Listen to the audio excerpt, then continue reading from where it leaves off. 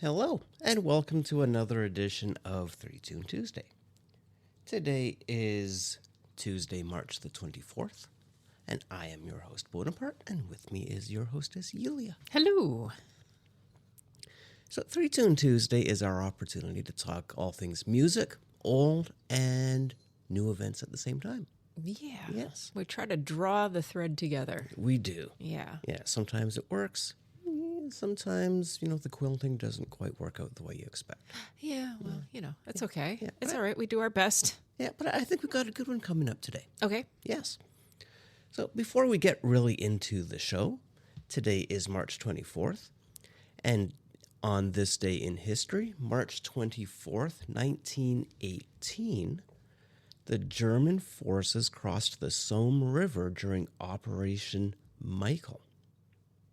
It was their last great desperate gamble of a war that they were already losing, the Germans. Okay, so this would be the First World War. Yes, yeah, obviously. 1918. Yep. Yep. Okay. Yeah, and by November, Germany had surrendered, of course, November 11th of 1918. Mm-hmm. And that's I guess that's how we're going to kick off this show and our theme for the week, which is the Follies of War. Folly just seems... It seems like the wrong word. I know, it seems whimsical. Yeah. Right. Because folly seems like a playful thing, right? Right. And war is anything but. It's true, but in pure satire fashion, we have 3 comic songs coming up. Oh. Or comedic songs. Satirical songs might be better. Yeah. So they're a little more biting. Okay, because we're on tricky ground here. We are. We're not making fun of anything. What Yeah. we're doing is we're poking fun at war itself. Yeah, and we can't stress this enough how anti-war we are. Correct. Right. I mean, it can be said that there's an argument for fighting wars. Like sometimes you have to. Sometimes there's nothing left to do but to fight. Oftentimes we talk about fighting and rebellion and resisting and, fighting what's going on right now in our country, within our country. I mean, the Civil War was fought, for people that were passionate about what they thought this country should look like. Yes. And, for right or wrong. Right. Yeah. And the Civil War was horrible. Oh, yeah. So many people died, Right. So much suffering, and just, talk about a generational scar on this country. We never recovered from the Civil War. No, I still think we're both suffering it and in a way fighting it today. Yeah, for sure. Yeah. For a lot of people, the Civil War is still a thing. Right. And because there are a lot of people that think that, I don't know. Will rise again. Yeah. So just to be clear, I think that everything can be resolved with diplomacy. I really do. I think so. But that only works when everybody comes to the table. When everyone actually wants to have a solution. Correct. Yes. Yeah. Yeah, as opposed to having, in our case, I will editorialize, I believe we have a regime that is bloodthirsty and wants to go to war. I don't think that can be argued. Right. All you got to do is listen to Pete Hegseth. Yeah. Is it too late? Is it too early in the podcast to get salty? No. Okay. It's almost masturbatory how he talks about war. Just about. He gets off on it. I think so. I think he legitimately does. Yeah. What a fucking weirdo. Yeah, J.D. Vance has his couches in Chesterfield, and Pete Hegseth has his soldiers. Yeah, I guess. Yeah. I don't know, but it's so deeply weird and gross to me. Yeah. Watching how excited he gets. And I think for him, it's like a holy war. Which is that's a whole other kettle of fish. I think you're absolutely spot on that. I think he's used the word crusade. Yeah. And dude has a Jerusalem cross Yeah. tattooed huge on his chest. Yeah. Yeah, and he's also hoping that this will usher in the end of times. The hell, dude. This is my main beef, and I've talked about this before. Like, my main beef with organized religion, it's like, why don't you stop thinking about the next life for a minute and let's make the one that we're living right now good. Right, exactly. Like, Think come about on. this one. Yeah. We're here now. We know Right. for a fact this exists. Why Yeah. don't we just try to make this better Right. instead of like, oh well, let's just shake the Etch-a-Sketch and see what happens in the next life. Right. I don't think that's a good solution. Yeah, I kind of agree. Yeah, but the way he talks about it with such fervor, it's just weird. Right. And people who are listening to this will know that the United States has gotten itself involved. Well, let's not say the United States has gotten itself involved. One person has gotten us involved in a war. Yes. And he was egged on by probably, Another person. a couple of weirdos. Yeah, exactly. Similarly situated weirdos. And Right. and that's why we're in this dumb war. And that's why we're paying these dumb prices. Yep. And we have to listen to dumb shit every day coming out of somebody's dumb orange mouth. Yes. I'm sorry. I got fired up. Like, That's okay. immediately. I think it's worthwhile to preface any discussion of Donald Trump by just reiterating that he is a rapist and a pedophile. Well, quite. Let's just start with that, and then everything else can fall from there. Right. And it burns my biscuits, no end, that Epstein, this is probably all a deflection. It just happens to coincide with like what the Heritage Foundation wants, right? The Heritage, I really do think that they think like Trump is a useful idiot. Yes. Yeah. Right? Like, all of this dumb stuff that he's doing happens to also be a really great distraction for what Project 2025 is all about, right? Right. So they get, this Yahoo elected, and he manages to do all of this horrible stuff to distract probably from the Epstein files. I think just about everything he's been doing has just been a giant distraction because it's funny, he thinks he's bulletproof, but I think he knows deep down inside he's not, right? Yeah. I think that's spot on. Yeah. But I also think there's the added feature on his part that if he can make himself richer at the same time, he will do it. So, And we know that's happening, right? Like, none of us are under any impression that he's not enriching himself. I'm struggling for words because I think many of us can see it, but sadly, I also think that many of us cannot or will not. And that's so weird because, we have nothing in common with these people. Like, why do people like him so much? I watched part of a podcast this morning, The Daily Stoic. Oh, right. Yeah. And he interviewed Jordan Klepper in this particular podcast. And I would like to finish watching it tomorrow because it's very eye-opening. And the small bit that I got to see, Jordan was asked, how can you not argue with the people that you're interviewing when you go out on assignment like he does? And he had a very good response. I was like, well, I was taught by, I forget, it was one of the other Daily Show correspondents. Just listen.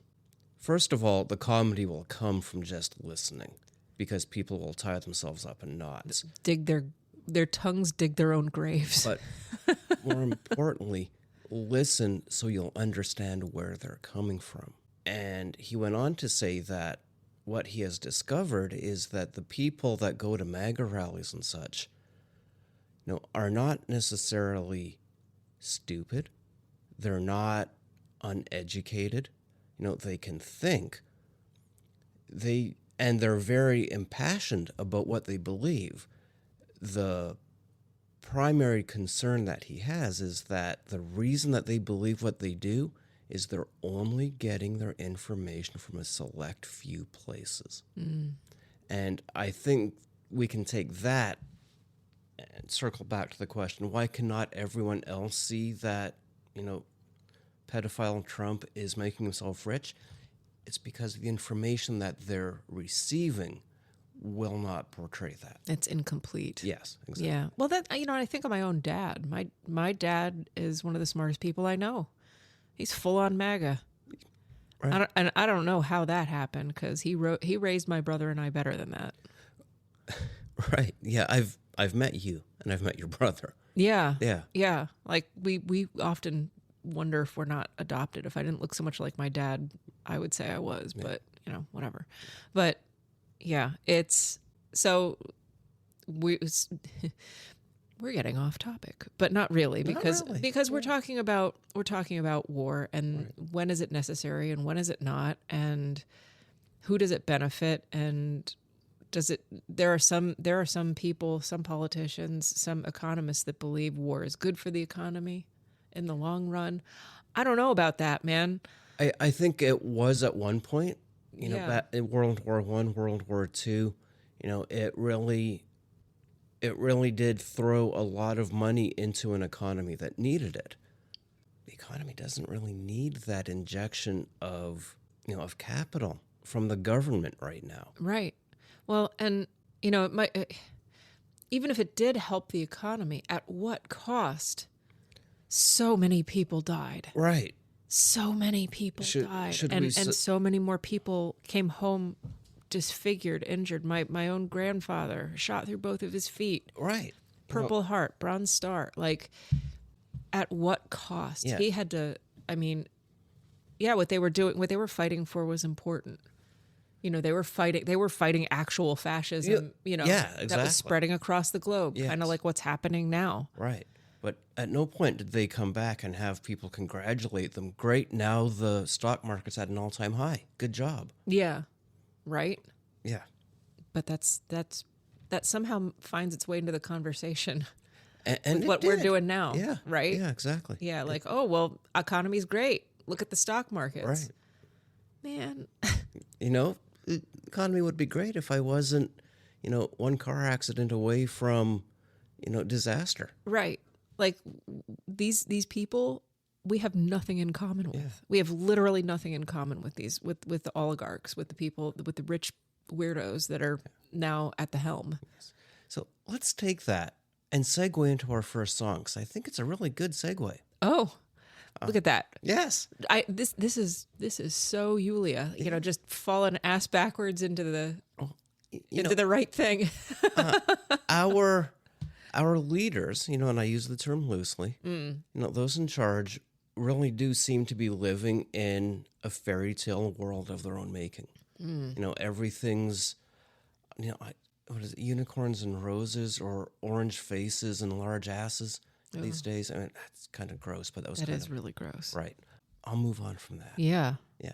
So our first song is, in my mind, fitting this bill. It is a march from Arthur Pryor, who was a student of Sousa. Mm-hmm. So he put together this march and he called it Peter Piper. Peter Piper. Peter Piper. Okay. And I think that it's very fitting today because we have a very, militaristic regime complex right now that's standing up and getting all of their soldiers to march, but I don't think they know what they're having the march for. They're just marching somewhere. Peter Piper. Not unlike the Pied Piper. Exactly. Yeah. Yeah. So this is Peter Piper, not the Pied Piper, but I made artistic license. Yeah, exactly. Yeah. Well, we're. I get what you're saying. It's like following the leader. Exactly. But why are we following this dude? Exactly. Yeah. Yeah. Okay. Yeah. So Peter Piper was performed by Arthur Pryor's band on this date in 1905. So we're going way, way, way back. Oh. 120 years ago for this one. Okay, this is an old one. Yep, it is. Composed by S.R. Henry. I was way too lazy to look up what S.R. stood for. I apologize. It was that kind of a day today. It really was. And yeah, there's not much more to say than that. It's a march from Arthur Pryor's band, so we know it's going to be a good one. And with the title, I think it kind of fits our nonsensical regime of the day. For sure. What label? This was the Victor label. Okay. Yeah, Arthur Pryor was almost dedicated to Victor. Oh, okay. Yeah, almost. Okay.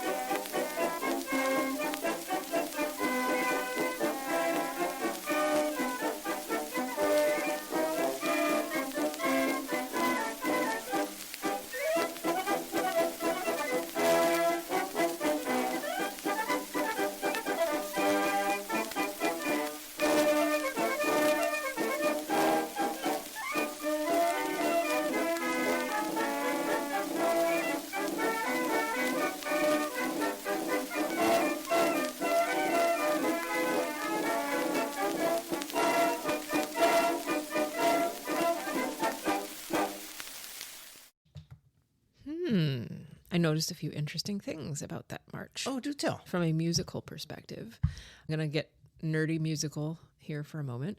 That did not follow the same typical pattern for a Sousa march. Okay. Sousa marches generally follow the same pattern. You know, you have a little introduction, you play the opening statement twice, then you go into the trio section where you literally add a flat to the key signature, and then you have a little bridge, and then you repeat either the opening statement or the trio melody again to finish out the march. That did not happen in this march. Okay. So it threw me for a little bit of a loop. But also there was like this, and you heard it a little bit at the end, at the very tail end. It had like a little ragtime syncopation to it. Because it started off sounding very much to me like a British march, like in the British style. They in British marches have a whole other format and a different sound. It's usually a little bit slower than an American march is played, which this was played a little bit slower than a regular American march.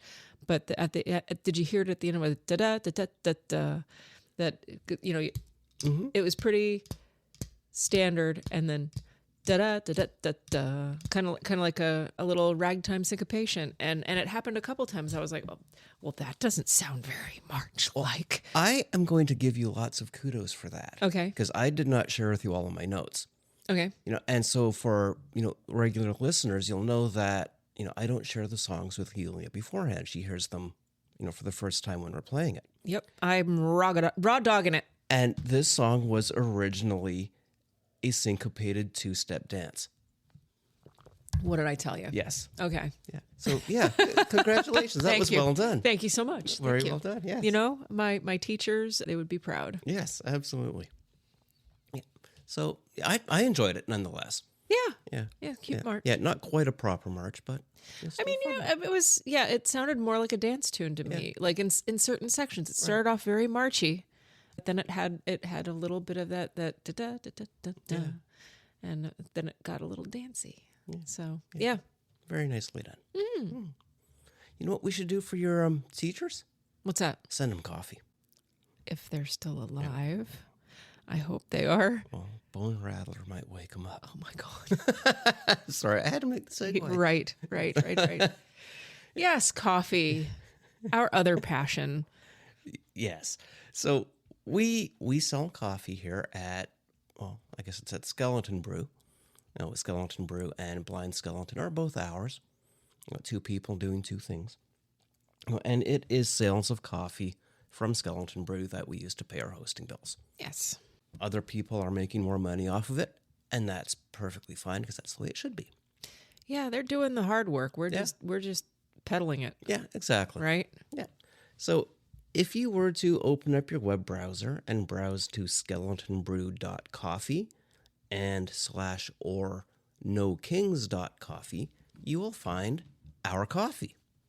Yes. Yes. At Skeleton Brew, we have 6 roasts that we sell year-round, and then we have a rotating list of other roasts based on the time of the year and the season. There is something for every taste. Yes. We even have a tea. We do. We have started following the wheel of the year, and we have an appropriate pagan seasonal coffee roast, and now a seasonal pagan tea to go along with it. The tea has won me over. It's a jasmine green tea, and it's very springy. It is very springy. It tastes like spring in a cup. It's very flavorful. It's a green tea, so there is caffeine in it. I'm sorry, it's not herbal, but that's okay because we don't do decaf in this house. Yeah. Like, just drink water if you want something. I'm sorry, it's true, but so we have the tea.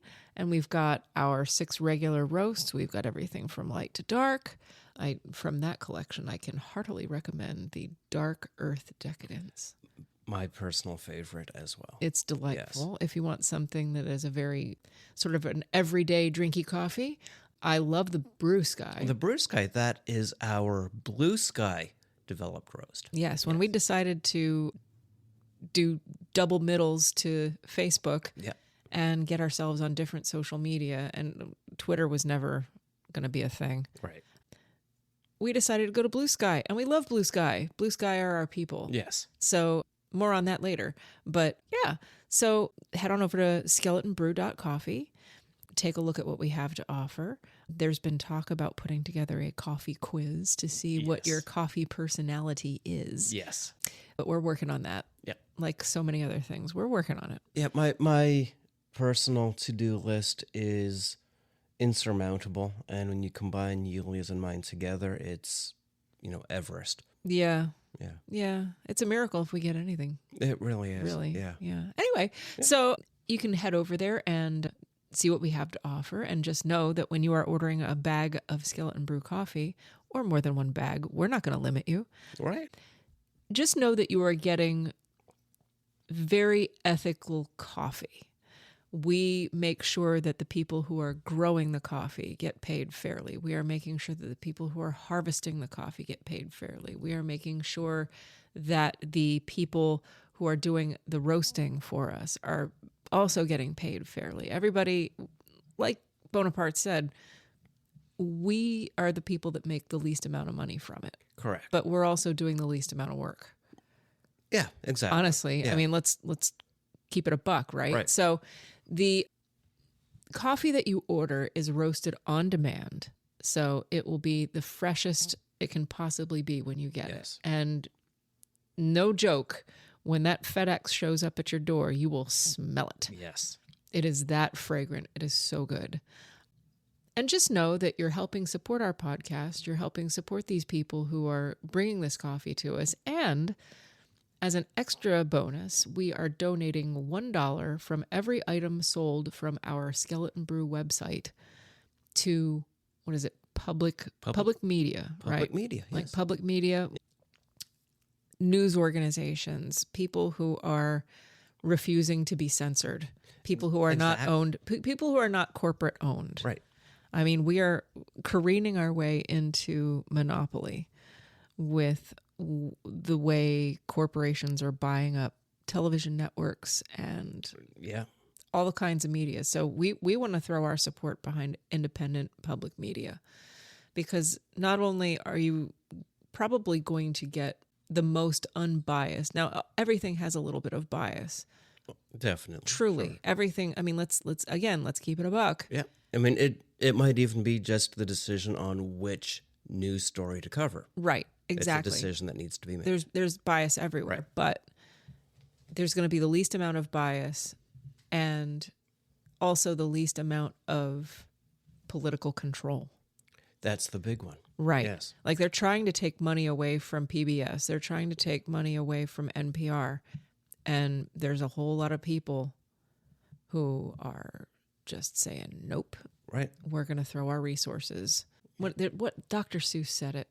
Unless someone like you cares a whole awful lot, nothing will ever change, or something like that. Yeah. So a lot of people who care. Right. And that's us. We want to count ourselves among those people who care. Yeah. And we hope that you are too. Right. We hope that if you're listening to this, that this is something that you understand the importance of as well. And in that same vein, you can go over to our special NoKings.coffee. Yes. That's extra special coffee. It is. Take it away, Bonaparte. We have 3 and only 3 coffee roasts on No Kings. They are appropriately named Liberté, Égalité, and Fraternité. If you know, you know. If you know, you know. The primary difference between No Kings and Skeleton Brew is that we will take $2 from every item sold on No Kings and give that to Indivisible. Yes. Now, we call it NoKings.coffee. We are not in any way affiliated with No Kings, the No Kings movement, but we wholeheartedly support what they're doing, and we want to do our part. And so we are throwing resources at Indivisible. Yes. Indivisible is the organization that is helping people mobilize. They're doing actual boots on the ground work. I know in Minneapolis and other cities across the United States, they are organizing the No Kings protest, which the next one is scheduled for March 28th. This Saturday. Get your ass outside. Yep. Yeah, go protest. Let everyone know that we're not putting up with bullshit. That's right. That's right. Join your friends. Stay safe. I think that there is a protest safety protocol on the No Kings website. I believe there is, yes. And if there is, we will link to it on our website as well. Yeah. There's just some, common sense things that you need to make sure that you have in place. Keep yourself safe. One of the big things for me is write your phone number on your body. Yeah. Write the emergency contact phone number on your body someplace in case something happens to you, which we hope it doesn't. Definitely not. But one can never be sure anymore. There are 2 protesters who are dead. Exactly. And they did nothing wrong. Right. Other than just be there. Yeah. So, head on over to No Kings to see what we have there. We actually have a really neat line of swag there too. Yes, we do. And I am currently drinking a beverage out of one of our new mugs starring our other cat, Yes. one of our other cats, Miss Julie. And turns out she also bites fascists. Yes, she does. Our cats bite fascists, so you don't need to. That's right. Yes. That's right. They've had their shots. You have not. Correct. So, head on over there, see what we've got, see if there's anything that tickles your fancy. I love the Liberté. That's my favorite coffee. It is my favorite. It is appropriately a French roast. Yes. Yes. Yeah, because we're feeling French. Yeah, and that is what we're drinking in the morning. That's right. Yes. Lovely. Yes. So help us, and we'll help you by giving you the best damn coffee you've ever had. Help us keep the podcast afloat, and help us fight the good fight. Yes. Absolutely. Now let's move on. This next song is... It's interesting on a couple of levels. It is written by, or was written by, Irving Berlin. Oh. Yeah, so Irving Berlin is known for writing a boatload of almost aggressively patriotic songs. Yeah. This is not one of them. Well, he was also good at tongue-in-cheek. Yes, and that is what this is. Okay. This was written in 1914, 1915. It was recorded definitely in 1915. Mm-hmm. So the United States had not yet entered World War I. Now, I did not know this about Irving Berlin. I knew he was an immigrant, but I did not realize that he was born in Russia. Oh, yeah. And his birth name was Israel Berlin. Oh, yeah.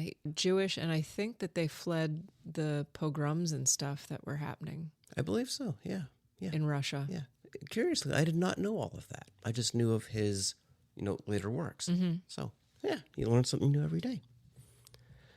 So by 1915, the U.S. war machine was not there yet. And so Irving Berlin wrote the song, "Stay Down Here Where You Belong." Now, on the surface, you might think that that's an isolationist type song, but it's not. In the song, the devil speaks to his son, urging him to stay down in hell rather than venture up to earth where the war is raging.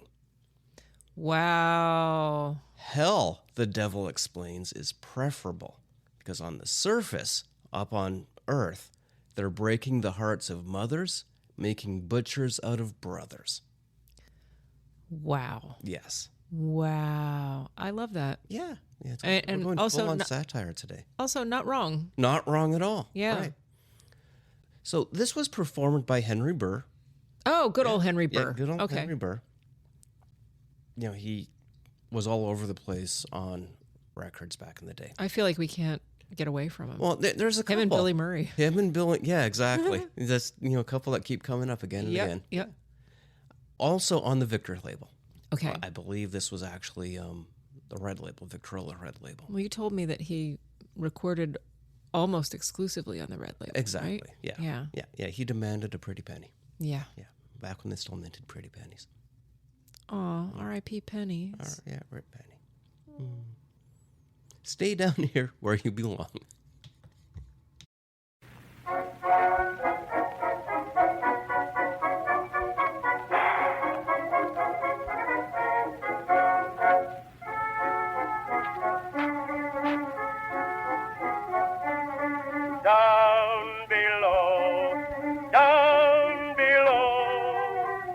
The devil talking to his son who wanted to go up above, up above.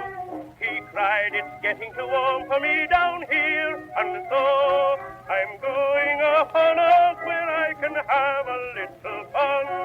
The devil simply shook his head and answered his son, "Stay down here where you belong. The folks who live above you don't know right from wrong." To please their king, they've all gone out to war, and not a one of them knows what he's fighting for. Way up above, they say that I'm a devil and I'm bad. Kings up there are bigger devils than your dad. They're breaking the hearts of mothers, making butchers out of brothers. You'll find more hell up there than there is down below.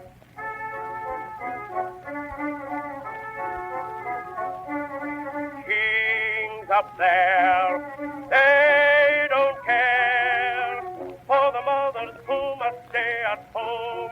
Their sorrows to bear, stay at home. Don't you roam, although it's warm down below, you'll find it warmer up there. If ever you went up there, my son, I know you'd be surprised. You'd find a lot of people who are not civilized. Stay down here where you belong. The folks who live above you don't know right from wrong. To please their king, they've all gone out to war, and not a one of them knows what he's fighting for. Way up above, they say that I'm a a devil, and I'm bad. Kings up there are bigger devils than your dad. They're breaking the hearts of mothers, making butchers out of brothers. You'll find more hell up there than there is down below.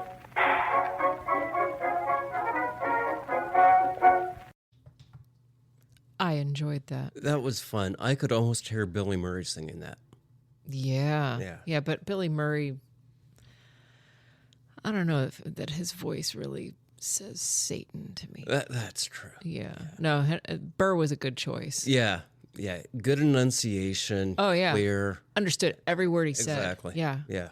He was good. Yeah. Very funny. Yes, and very poignant at the same time. Yeah. Hey, they call me the devil. Look at what they're doing. Yeah. Yeah. And I don't know if it was just the way he was enunciating the word, but when he said not civilized, it sounded like Nazi-vilized. It did. I thought the exact same Because thing. I thought, wow, he's really saying Nazis Yeah. in this song, and no, but maybe. Right. So I don't know. I don't know if it was just his enunciation or like if that's just how it came out or if that was intentional. But bravo, sir. Yes. Yeah, definitely. Yeah, it was a good song. It was fun. Yeah, I liked it. Yeah. Told you we were doing satire today, and I think it worked so far. Yeah. Yeah. So should we talk a moment about Blind Skeleton? Let's do. Let's do. So Blind Skeleton is it's our baby. It's our online baby. It is our homage to everything vintage entertainment, photography and music, and primarily music and old movies. Primarily. Let's call it vintage media. Yes, vintage media. That's a good. Yeah, it's the blanket term for Yes. film and music and art and photography and things that were the art that people created during that time. Yes. You know, that because we were talking about this the other night at my friend Damien's party with lovely people who were there. And, you know, you can read about facts in the history books. And for now, you can read about the facts in the history books. And, you know, as we learn more about history, you know, we're filling in the blanks as to what actually happened. You know, as we're listening to more people and more diverse people, particularly people of color. The history that I know now was not the history I was taught when I was a kid. Absolutely correct. 100%. And I'm glad. I'm glad for it because now that, you know, when you know better, you can do better. Exactly. Right? Yeah. But the thing that the history books largely misses is how people were feeling at the time. Yes. And that's where media comes in. That's where art comes in. That's where people were writing, singing, taking pictures of, creating art about things that were important to them, the things that they loved, the things that they were worried about, the things that infuriated them, the things that made them happy, the things that gave them hope. Yes. And that's why, and we do that today. This is something that humanity has been doing this ever since they learned how to create art. Mm-hmm. You know, you create, art steps in when words aren't enough. Exactly. I mean, the old the adage of, you know, a picture's worth 1,000 words. I mean, take that for what you will, but it holds true, you know, to an extent that that picture is portraying someone's emotions. Right. Like something, when you go to create art, it comes from that little something that's lighting you up on the inside, that's firing up your soul. Yeah. You know, good, bad, or otherwise. You know, and that's why we explore vintage art and vintage media, because so many of the things that people were concerned about back then are still concerns of today. And we can 100%. Learn a lot. Just like, you know, they say if you don't learn from history, you're doomed to repeat it. Right. And, you know, yeah, there's there's the factual history, but also we can learn from the people who lived it, who were scared, who found hope, who created art to galvanize and mobilize. And that's, for me, that's one of the things that I love about vintage, especially vintage film. I like I like learning and seeing what people were feeling about the things that were happening to them. Yeah. You know, particularly in the aftermath of the Second World War, but also like the older stuff, the way people were living. You know, when I loved watching that Hitchcock film. Oh, yeah. What was that? The Stranger. The Stranger, right. And seeing it, honestly, sometimes it's just a kick to me to see what were people wearing. Right. Like what did people wear? What were some of the things that were important to them? Like what were they saying? What were the mannerisms of the day? Where did they live? How did they live? And it's all just really fascinating to me. Yeah. Yeah. And I think it's important just as much as it's important to keep factual history alive and constantly add to it.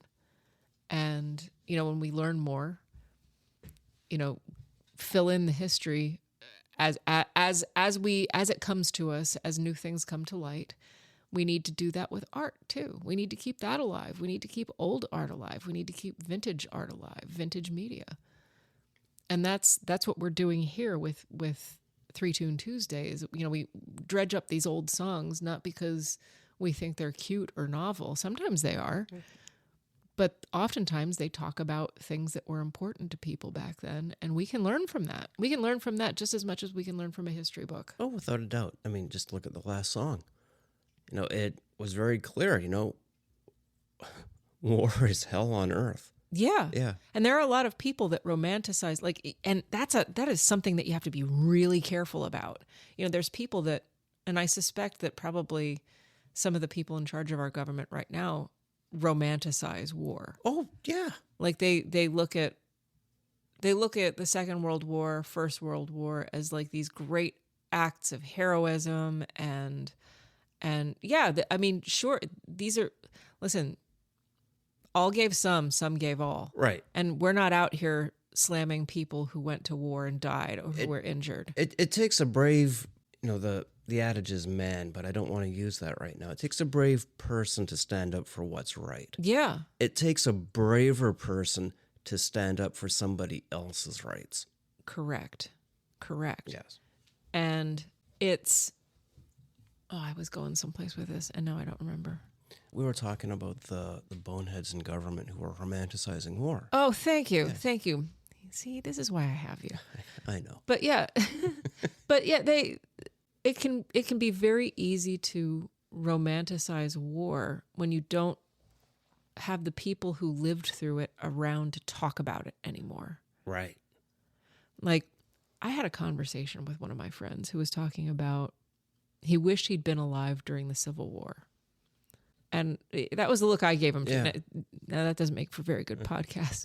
But Bonaparte gave me he furrowed his brow and kind of squinted at me, and it was like, huh? Mm-hmm. And that was the same look I gave him. But you know, I didn't judge. I got curious and I said, tell me more. And he said, yeah, you know, it was just a better time. You know, there was so much about life that was simpler and better and blah, blah, blah. I was like, yeah, slaves, you know, enslaved people, and women didn't have rights. And there were a lot of very poor people who barely were able to scratch out a living, and people died of like diarrhea. Right.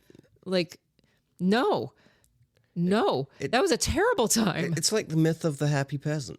Yeah. But it's, you know, art can depict things depending on what the artist wants to, you know, it's like Gone with the Wind, right? Yes. Versus art like, and that's a relatively modern classic, right? Yeah. But so there's Gone with the Wind, which is an incredibly whitewashed version of what happened during the Civil War. It takes a sympathetic view to the South. Yeah. Ew. But then you have, again, a more modern artistic depiction of the Civil War there was a mini series on in the 80s called The Blue and the Gray. I remember that. And it was based on a novel. I forget who wrote the novel. Is it James Clavell? It might have been James Clavell. Might have been, yeah. And the book was grisly. And I don't know how accurate it was. I don't know how accurate it depicted the Civil War, but it's historical fiction. But some historical fiction is really well written and well researched. Oh yeah, and tries to accurately, capture what was going on. But I mean, it's not a primary source, right? Right. So we go to primary sources to learn what people were thinking and feeling about. Again, this Irving Berlin was writing about something that he was living through. Yes. Yeah, exactly. That's a primary source. So that's kind of one of the reasons why I like vintage and classic media. Yeah. Yeah. It portrays what people were thinking and feeling. Right. Yeah. And that's kind of what we hope to do. And it's not always gloom and doom. We're not always banging. Right. We're political now because we have to be. Yes. But there are fun things that you can learn about people that grew up during this time in history. Oh, definitely. And we've had a lot of fun things on the show too. Yeah. And it's I think it's definitely worth exploring vintage art, vintage media, vintage film, vintage music. If for no other reason than to understand where we came from and how we got here today. Yeah. Yeah. Oh, hi, Omar. Yeah, we've got a cat meowing at us. He's thirsty. Well, he's probably also like, go to bed. Yeah. Yeah, we're up late. Yeah, we're recording this the night before it's due. Literally. Yeah. Oh my God. Well, we've been busy. It's been busy. Yeah. And I mean, because we've been busy, there's so many things that we've been talking about doing on Blind Skeleton, like the watch party and all this other stuff. It's hard. It's kind of gone by the wayside. It has a little bit. We still have our next 3 weekends are booked. Yeah. Yeah. Yeah. It's crazy. Yeah. That's all right. It's a nice problem to have. It is. Yeah, we're doing fun things. Yeah. This is one of them. Yeah. Yeah. If you go over to blindskeleton.one, though, you can sign up for our newsletter. Yes. And we'll send you a free sample of coffee. Yes, we will. We'll send you a 2-ounce little sample of a coffee of your choosing. Yeah. And it'll be absolutely free. Yeah. We'll even pay for shipping. That's right. And you do not have to worry. We will not sell your information. We will not, because we're not weird. Yeah, we don't do that shit. Yeah, we don't do that. That's just icky and gross and weird. And that goes for any of your interactions on our website. We don't sell your stuff to marketing. We don't do any of that stuff. So you can feel confident sharing your information with us, knowing that it will go nowhere. Absolutely. Yeah. And you'll be, when we finally get the newsletter going, you'll be in the know. You'll be the first people to know the things that we're going to be talking about on the pod when we take the pod out into the wild. Yes, which we have done. Which we have done and we will continue to do in the future. Yeah. We're always on the lookout for vintage fun. So to that end, on the website, blindskeleton.one, you can also find links to our socials. Yes. You can reach out to us there. You can contact us. There's emails there too.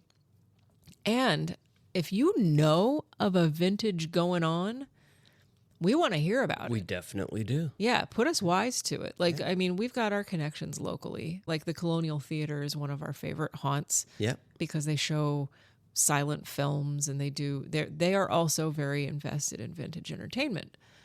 But if you know of something that we should know about, reach out to us. Let us know. Yeah. Give us a shout and we'll shout you out on the pod and we'll do our best to try to make it happen and head to where the vintage gold lay. Yeah, absolutely. Yes.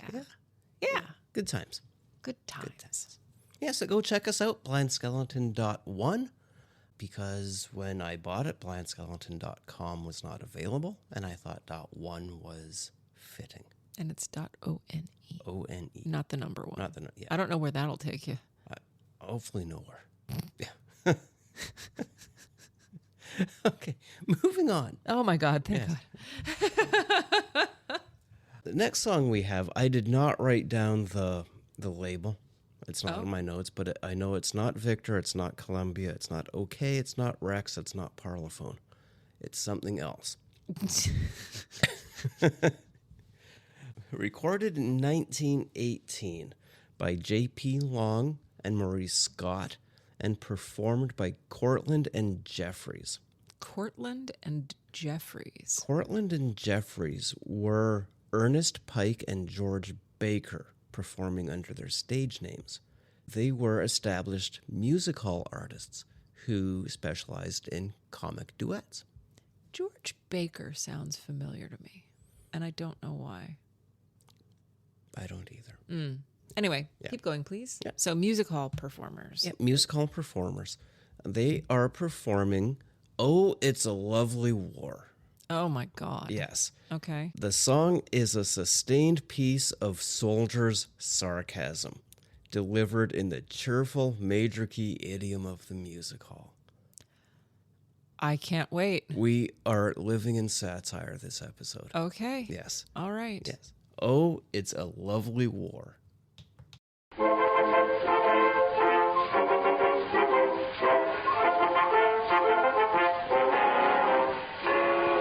Up to your waist in water, up to your eyes in sludge, using the kind of language that makes the sergeant blush. Oh, who wouldn't join the army? That's what we all inquire. Don't we pity the poor civilians sitting around the fire? Oh, oh, oh, it's a lovely war. It's a lovely war. Wouldn't be a soldier, eh? Oh, it's a shame to take the pain. As soon as the valley is gone, we feel just as heavy as lead. But we never get up to the sergeant brings the breakfast up to bed. Oh, oh, oh, it's a lovely war. Oh, what do we want with eggs and ham when we got plum and apple jam? Oh, balls right, son, how do we spend the money we earn? Oh, oh, oh, it's a lovely war. Oh, oh, oh, it's a lovely war. Oh, won't be a soldier, eh? Oh, it's a shame to take the pain. As soon as the valley is gone, we feel just as heavy as lead. But we never get up to the sergeant brings our breakfast up to bed. What? Oh, oh, oh, it's a lovely war. What do we want with eggs and ham when we got plum and apple jam? Come for us, retard, when we spend the money we earn. Oh, oh, oh, it's a lovely war.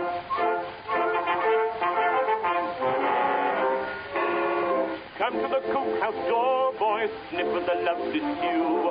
Oh, as it says the colonel gets better grub than you. Any complaints this morning? Do we complain? Not we. What's the matter with lumps of onion floating around your tea? Oh, oh, oh, it's a lovely war. Oh, wouldn't be a soldier, eh? Oh, it's a shame to take the pain. As soon as the valley has gone, we feel just as heavy as lead. But we never get up to the sergeant brings our breakfast up to bed. Rats. Oh, oh, oh, it's a lovely war. Oh, wasn't wanting eggs and ham when we got plum and apple jam. Oh, pause right turn, how do we spend the money we earn? Oh, oh, oh, it's a lovely war. Oh, oh, oh, it's a lovely war. Lovely war. Be a soldier, eh? Oh, it's a shame to take the pain. As soon as the valley has gone, we feel just as heavy as lead. But we never get up till the sergeant brings our breakfast up to bed. Oh, oh, oh, it's a lovely war. Oh, we want with eggs and ham when we got plum and apple jam. Come for us, retard, how can we spend the money we earn? Oh, oh, oh, it's a lovely war. That sounds awful. But it's not, because it's a lovely war. Did he really say chunks of onion floating around in your tea? Yes, he did. Gross. Yes. But one is not to complain because everything's lovely. Right. Yes. Right. Can't complain up to the higher ups because why would you? Yeah. It's a lovely war. It's so funny. Like, it's a shame to take the pay. Oh my God. It's the best one. Yeah. Yeah, this is one of the few songs of the era that actually got away with mocking the war while it was still on. Yeah. A lot of music hall venues were concerned about losing their license if they were anti-war. That kind of flies in the face of First Amendment. It really does, doesn't it? It does. It really does. Yeah. Yeah. So that was a thing? Like they would have had their licenses taken away if they expressed anti-war sentiment? We're seeing it today. Well, of course we're seeing the it today. threats. Yeah. Yeah, we're seeing it but today. yeah, it was a thing back then too, because we're at war. Everybody's got to be patriotic. And if you're criticizing the war, how can you be patriotic? Yeah. How can you be doing this for the common good? Same arguments that we're seeing today coming out of the regime. Yeah. Yeah. I wonder, well, so we don't know much about the history of this other than who sang it, right? Yeah, I don't know a whole hell of a lot about it, to be honest. I do believe it inspired theatrical production in the 60s Oh. called Oh, What a Lovely War. Oh. Yeah. Okay. And these fellows didn't serve, I take it, right? They did not. They would have been too old to enlist or be drafted or anything like that. Right. Yeah. It's kind of like gallows humor, right? Yeah. Because, my own grandfather, I mean, they used to call their helmets brain buckets. Yeah. It to them it was hilarious. To us it's like, ew. Right. Huh. But to them it's like, it's funny. Well, it's one of the ways that they can keep their sanity. Yeah. Like it's either you laugh about it or cry about it. So we're going to choose to make a funny. Yeah, exactly. Even though it might be dark. Yeah. So, yeah, maybe a little bit of that going on too. Because people, I mean, the war hurt people. Yeah, it did. And it left a scar. I mean, the scar of war upon this and many, many other nations, it doesn't go away. No, it does not. Yeah. But I'm glad that we were able to get a little bit of levity out of today. Yeah, I mean, it was tough, and I thought the right approach was, we've done anti-war before, and I wanted to do something a little bit different. I wanted to speak out against the bullshit that's going on, and you and I have spoken at length previously, many times about how one of the best ways to get your point across is satire. Oh, for sure. So, and anybody, listen, shout out to Randy Rainbow. True. Yeah. That dude can do satire. Yes. And he makes his point. He does. He makes his point. And there's, in The Daily Show. Yes. And, back in the day, the Colbert Report. Right. Right? Oh, very much so. Yeah. Yeah. Satire in some ways gets the point across a little bit better. Yeah. I think. Yeah, exactly. It's much more biting. Yeah. And that brings us to the end of the show. We did it. We did it. Yay.